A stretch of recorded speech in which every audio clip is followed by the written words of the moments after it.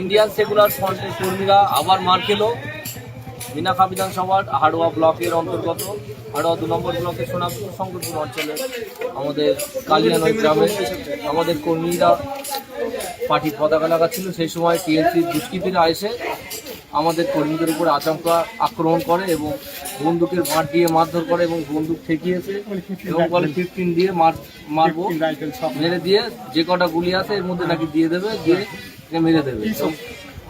এইসব মেরেছে পিঠে, আপনারা দেখুন কিভাবে মারধর করেছে, সব বন্দুকের বাঁট দিয়ে মেরে কি অবস্থা করেছে দেখুন, সব ভীষণ বাজে অবস্থা। ইসাক মোল্লা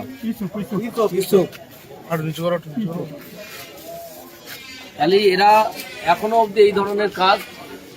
আর ওখানকার এমএলএ যে উষারানী মণ্ডল মিনাখার, তার হাজবেন্ড মৃত্যুঞ্জয় মণ্ডলের নেতৃত্বে এই ঘটনাগুলো হচ্ছে বা এই ঘটনা করা হয়েছে ইচ্ছাকৃতভাবে। আমরা আমাদের কর্মী আছে তারা আমরা নিয়ে এসেছি হসপিটাল থেকে ট্রিটমেন্ট করে, আমরা আইনত ব্যবস্থা নেব এর বিরুদ্ধে।